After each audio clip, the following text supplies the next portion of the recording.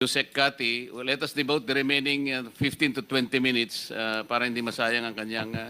we have established that already between Alcantara and Bryce and Santos and Mendoza and Arevalo. Maliwanag na maliwanag pa yan sa sikat ng araw po. Secretary Cabral, itong mga pinag-usapan nating insertions kanina sa flood control, kanino mapupunta yon? Alam mo ba kung kaninong probinsya at district mapupunta yon? Ma-determine po kung saan po mapupunta yung mga nasa GAA. You will be able to do that. You will be able to determine that. Kung saan pong engineering district. Yes, and you will be able to submit to the committee kung kanino napupunta yung mga insertions. Kanina po, binanggit na namin doon sa questioning kay DBM Secretary, 69 billion 2022, 126 billion 2023, 178 billion 2024, 137 billion 2025. So yan po sana maibigay nyo sa amin, aling district, anong probinsya ang kinapuntahan nun. Yun ang aming gusto mangyari. Si former Secretary Bonoan, palagi niyang sinasabi that there should be a proportionate allocation of projects in the NEP. Pwede kang mag-cite ng isang example lang na nangyari yung talagang proportionate allocation ng mga projects sa NEP. Can you cite an example? Ayun pong sa National Expenditure Program, meron pong pinagawa si Secretary Bonoan na parang allocable formula. Yun po, meron naman pong basis. Tinatanong ko yung actual na pangyayari na na-exercise ninyo yung proportionate allocation ng project. Kasi tingnan mo, Bulacan First District Engineering Office, ang inallocate ninyo 6 billion 80 million pesos. Bulacan Second District Engineering Office, 3.1 billion pesos. Third Bulacan District Engineering Office, 1.3 billion. Sa ibang mga distrito ba, ganito ang naibibigay ninyo? Halimbawa sa Tarlac, First District ng Tarlac, kung ano yung First District Engineering, hindi ko alam yung termino nyo. Ganito ba yung allocation? Napapanatilin yung proportionate? Your Honor, to be accurate about my answer, may I be allowed to check the records in the office? Because you will be given that opportunity. Yes, kasi nga, isasubmit mo sa amin. Yes po, Your Honor. Pero sa ngayon, tinitingnan ko lang, kasi ito insertions na to eh. Because I will be asking you, Yes, Your Honor. kung alam mo na kung sino-sinong mga tao ang lumapit na sa'yo, kasi nung maging gaan na ito, natural lang, napupunta sa'yo yung mga proponents, kung sino-sino man yan, para masiguro nila na madadownload sa kanilang lugar itong amounts na na-insert. Tama ba? Pagdating sa GAA, dinadownload naman po talaga automatic. Hindi na po kailangang mag-request kung sino man. Basta automatic po na dinadownload sa implementing office, Your Honor. Kung saan po nakalagay yung proyekto na nasa General Appropriations. So halimbawa, yung mga party list kasi, party list representatives, alam mo, kapag naging party list kasi ako, matagal na panahon eh. Ang party list representative, pag nabigyan po kayo ng 150 million, tuwan-tuwa na po eh. Kahit na yung constituency mo, nationwide. Nationwide ang constituency, pero nabigyan ka 150 million, ayos na po yun, tuwan-tuwa na po eh. Pero kanina po, sa presentation ni Representative Toby Chanco, yung ako Bicol, 2-point-something billion eh. BHW, 2-point-something billion. Party list po yun. Meron po ba kayong record kung ilan po ang allocation ng Sagip party list? Alam po niyo yung Sagip, matagal ko pong party list yan. Your Honor, Mr. Chair, pagdating po ng General Appropriations Act, hindi po namin alam kung sino yung mga proponent ng mga lumabas sa General Appropriations Act, Your Honor. Ay, yung representative ng ako Bicol, hindi mo kilala?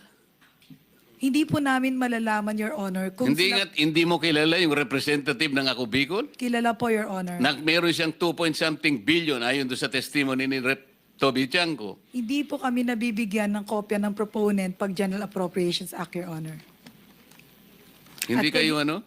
hindi po kami nabibigyan ng proponent kung ano po yung sino pong nag-propose niyan during the bicameral, kung sino po yung proponent ng bawat proyekto.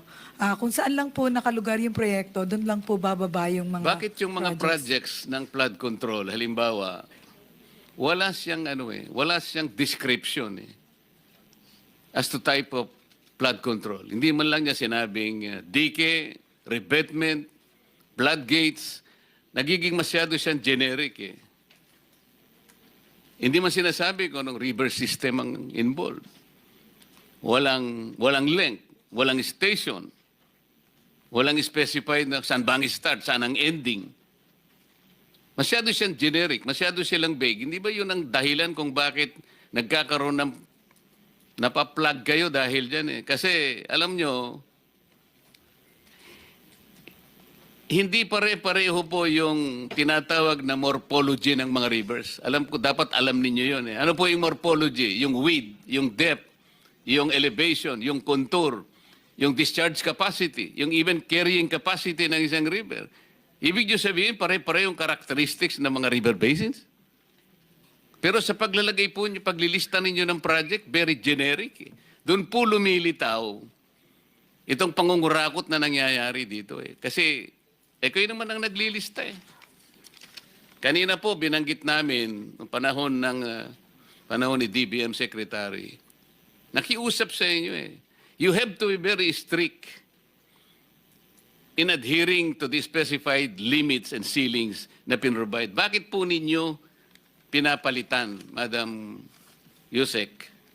Your Honor, Mr. Chair, the Secretary, former Secretary Bonon, has provided and has discussed this with the operations kung ano po yung mga threshold per PAPS po for program, activities, and projects. Di mas marunong pa kayo sa DBM Secretary. Kanina po, inana na po natin ito Fiscal year 2023, yung approved ceiling ng DBM, 75 billion.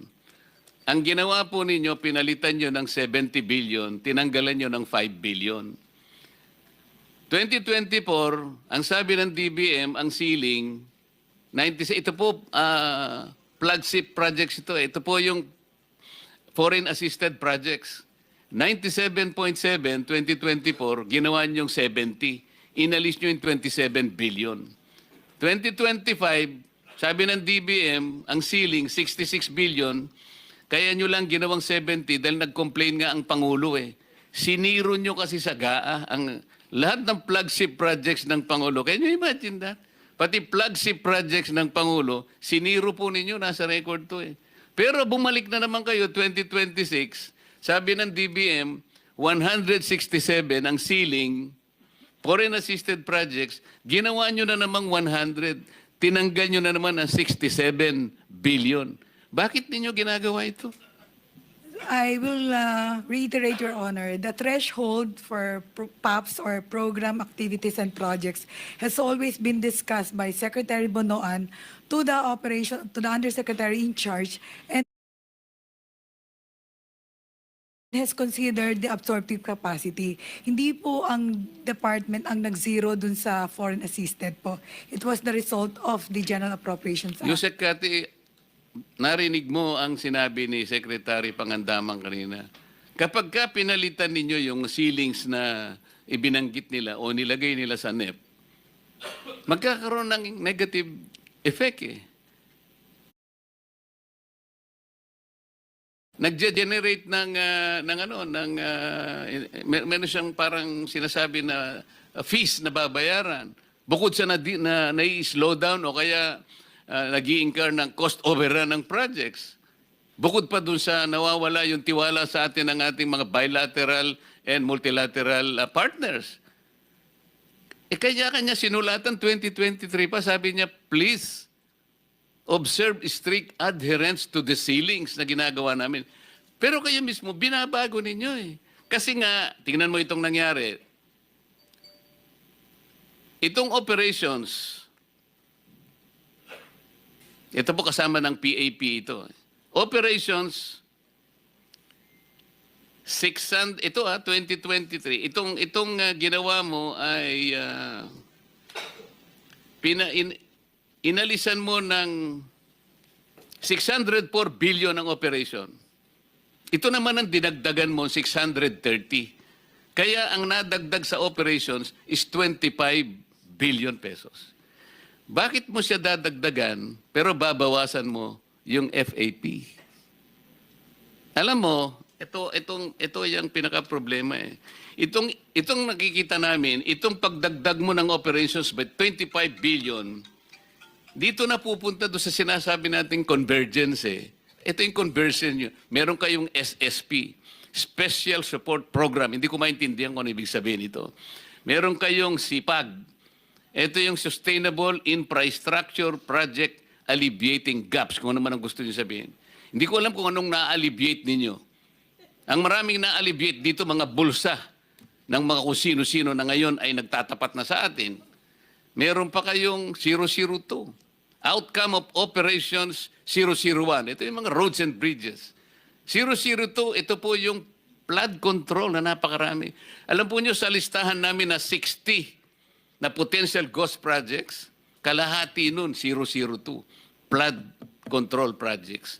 Sa makatwid, merong direct correlation yung pagdadagdag mo sa operation at pagbawas do sa flagship projects.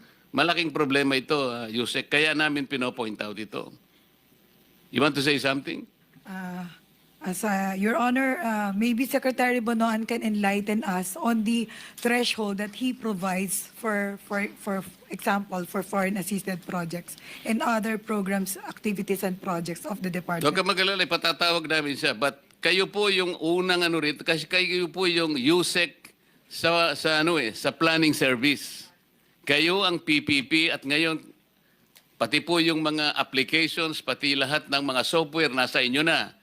Meron kayong IMS, meron kayong PCMA, meron kayong MYPS, nasa inyo pa yung RBIA, nasa inyo pa yung Highway Density Management 4. Madam Yusek, napakalaki ng responsibilidad mo kung pag-uusapan, paglilista, pagsasaayos, pagmamanage ng mga project. Kaya wag mong isisisi lahat kay Secretary Bonoan sapagkat ikaw ang nandito. At babalikan kita, itong ipinangako niyong PCMA hanggang ngayon ay hindi namin natatanggap, hindi nyo na-install.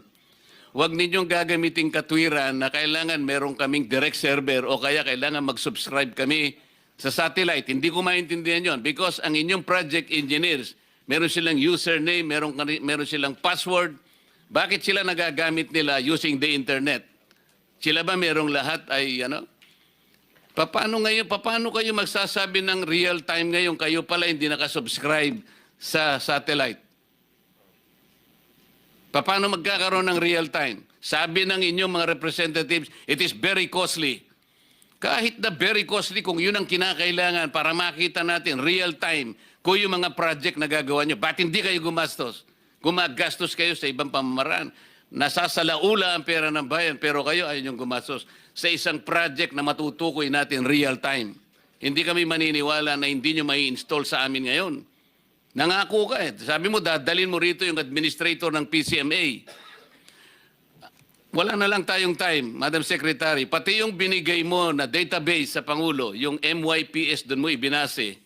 May mali doon sapagkat hindi PCMA ang binigay mo. Ang binigay mo, MYPS. I will substantiate that. Because later, kung meron pang pagkakataon na magkaroon pa ng susunod na pagdinig, ipakikita ko sa iyo yung discrepancy ng mga coordinates. Kaya, iminali mo rin yung sumbong sa Pangulo. Marami yon. So, hanggang doon na muna sapagkat tayo po ay kailangang umalis dito ng Mr. Chair, I asked the permission of the Senate President. If Okay, Senator Jinggoy. If we can just extend our hearing up to 2:45, and he readily obliged, allowed us to. So, nakakuha na tayo ng approval, Senator? We can stay up to 2:45. 2:45? Yes. Okay. Thank you for that information. So, you want to say something? Your Honor, the director of the IMS is here. Maybe he can explain because hindi ko masyado pong naintindihan yung mga technical terms nila. So, The director of, the IMS po is present. Maybe he can technically what is the explain. name of the director? Director Kawaling. Director Kawaling, kayo isa sa pumunta sa aking opisina noong September 4 Yes, Mr. Chair. at kayo ang nagsabi na hindi nyo kayang install despite the fact na nag-commit ang Undersecretary Cabral na mag-install po kayo dito sa computers ng Blue Ribbon Committee at yung isa po ay sa aking opisina para kapwa tayo magbantay. Yes, sir. Kasi gusto naming tingnan din, bantayan bawat projects. Kasi ako po'y natuwa dahil sinabi nila real time. Apo. Talagang real time. Ibig sabihin, pag pinindot mo pala, ilang projects ang dapat nating tinan sa Bulacan, makikita natin. Real time, kitang-kita natin kung tapos o hindi. Apo. Only to realize and be sad by say, hindi pala pwede dahil kailangan namin ng direct server. Kailangan pa namin ng satellite. Tama ba yun? Mr. Chair, let me explain po, Mr. Chair. No? So, Mr. Chair, yung ating pong PCMA, Mr. Chair, it also utilizes other applications po ng department. Among others po, we have, sir, yung ating Active Directory and we also have, sir, yung database ng personnel. Yung binanggit po ninyo kanina, Mr. Chair, kung bakit nakaka-access yung ating mga project engineer is because nasa database po sila, sir, ng department as empleyado po ng department. So, kapag login po nila sa PCMA, Mr. Chair, i-check po muna, sir, kung nasa directory po sila ng department and kung sila po ba yung project engineer as per dun po sa ating personnel database. So yun po, Mr. Chair, yung in-explain ko, Mr. Chair, when we went to your office to install, na hindi po siya outright, Mr. Chair, na mailalagay because of those dependencies. In addition po, Mr. Chair, to clarify also, yung sinasabi po na real-time, Mr. Chair, real-time po siya in a way na kapag nilagay po ng project engineer yung accomplishment or yung progress, makikita po ito sa central office. So, dependent tayo kung anong ilalagay ng project engineer. Yung mag-i-encode sa PCMA, tama? Correct po, Mr. Chair. So, kung Correct. nilagay niya litrato na peke, yun ang makikita Yun po natin. yung lalabas, Mr. Chair. O kaya pala, ito, Apo. nakakita na tayo ng 2 o 3 certified ghost projects at binigyan pa tayo nga sa opisina ni Yusek Bunuan at Yusek Kati, meron pang 15 na nakita na walang structure. Ibig sabihin ay ghost projects. Sa makatwid, kung ang PCMA specifically ay talagang kahit papano ay nagagamit ninyo, paano nagkaroon ng 3 ghost projects na ngayon ay na-validate na natin at merong 15 na ibinigay sa akin na nakita na evaluate walang structures. Potentially ghost projects. Sa makatwid, ang PCMA, kahit ano pang sabihin ninyo, hindi rin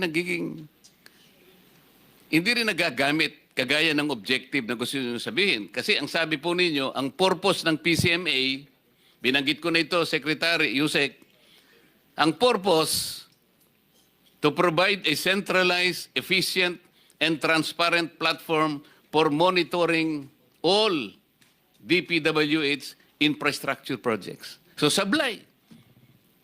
15 na ang potential ghost projects. So hindi totoo. Functionality, sabi niya, real-time monitoring enables immediate tracking of projects progress and status. Hindi immediate eh. Kasi inamin po ninyo, nga kayo pumunta, every end of the month lang kayo nag-update. So this is not immediate. Pwede kayong lukuhin ng encoder nyo eh. O, Mr. Chair. ilagay muna natin ito. Para Pwede ko kunwari pong- meron tayo. Pwede ko po i-clarify yun, Mr. Sandali Chair. lang. Meron pa isa. Anong benefit? Anong benefit ng PCMA?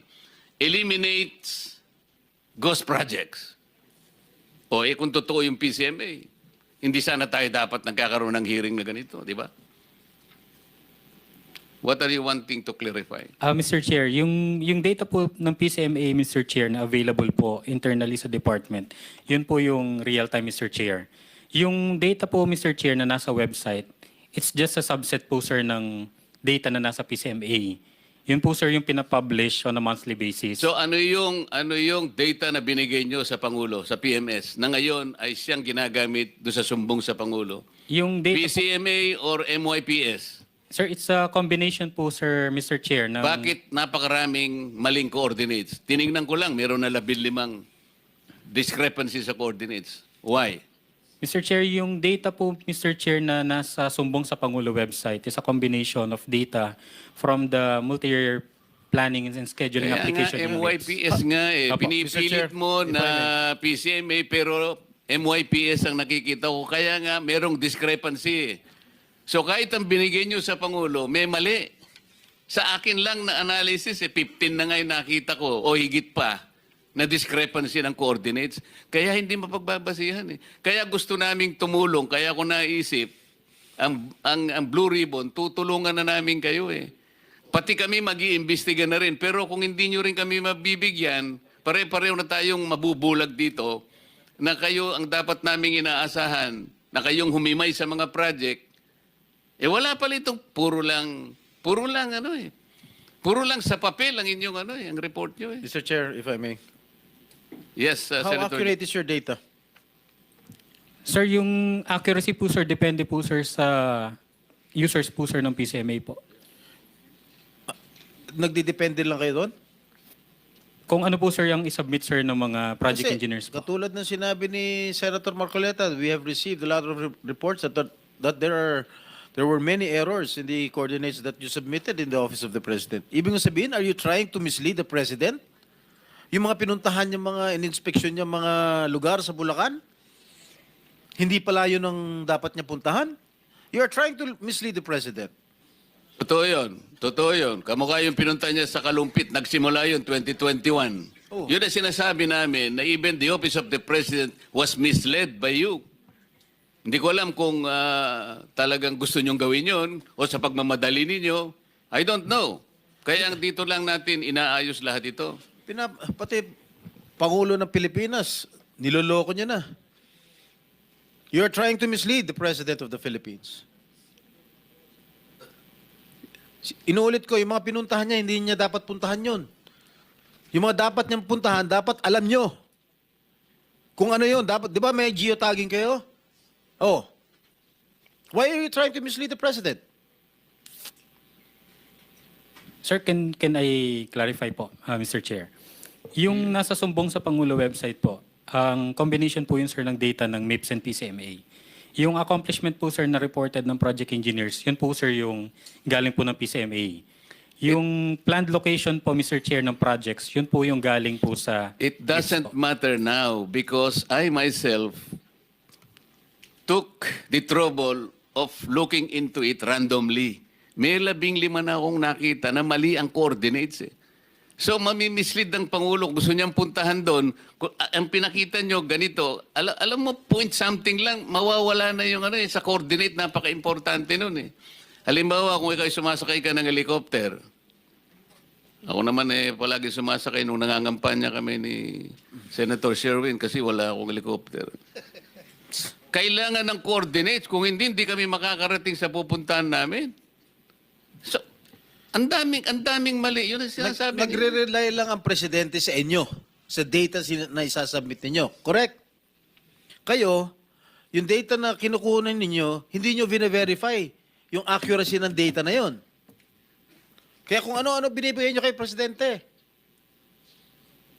Mga tanga. And the most important, Senator Jinggoy, they're only completely relying on the encoders on the ground. Yung mga inyong project engineers. Kung anong ilagay nila doon.